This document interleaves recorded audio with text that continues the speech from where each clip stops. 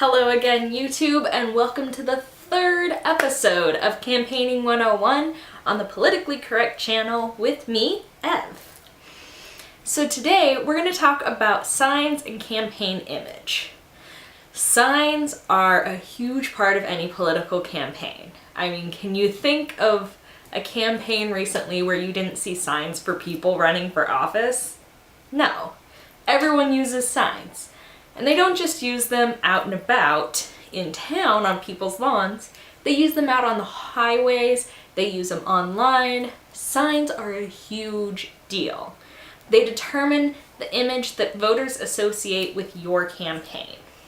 So, naturally, you want them to be as amazing and eye-catching and memorable as possible. Remember how I mentioned before that you want a good sign committee chair? That's because that's going to be the person who goes out and convinces people to let you put a sign in their yard or out on their farm or on their website. You want someone who's well connected to do that for you. The other thing you want is you want someone who can design a really strong sign. If you have a friend who's a graphic designer, terrific! You've got built-in graphic design help. If you aren't so lucky to have a friend who's a graphic designer, try asking at the local college. Chances are you'll find a student who's dying for some portfolio work, and you'll get it for free or really cheap. So, what do you want to think about with signs? The number one thing you want is you want your name to be prominent. You want people to be able to read your name, whether they're 10 feet away or half a mile away in the case of a big sign. You want your name to be what they remember, because when they go to vote, what are they going to be seeing on that piece of paper?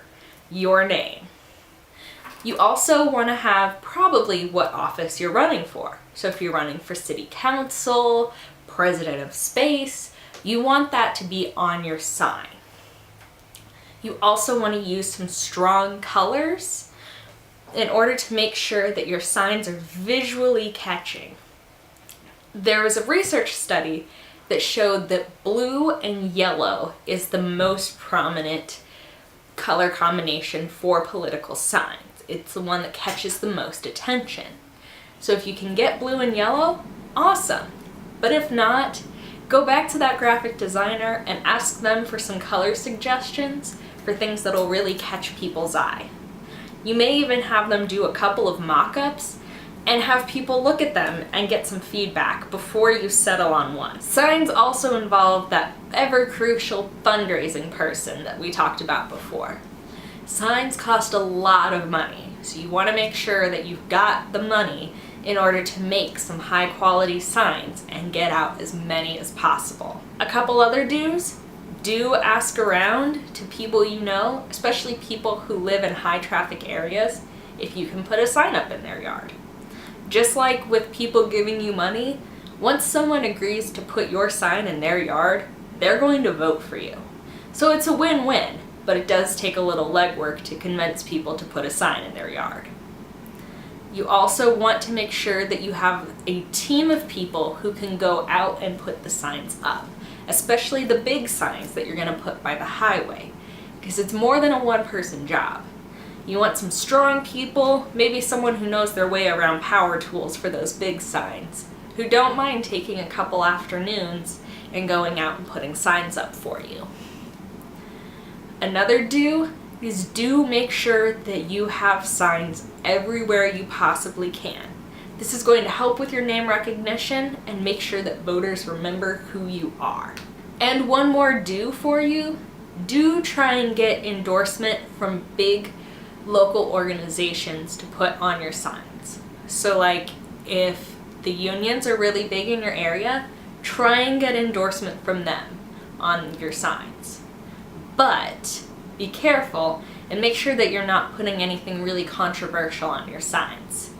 Depending on where you are, you may want to shy away from putting your political party, whether it be a symbol or the actual name of it, on your signs, because then people may make a snap judgment and might not go and look at what your stances are on policies. One more thing I would recommend not putting on your signs would be a year of the campaign.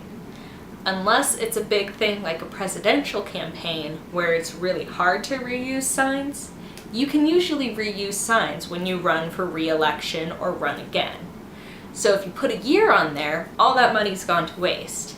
But if you keep them simple with your name, the position, then you can reuse them year after year and you don't have to put up so much money the next time to get all the signs made.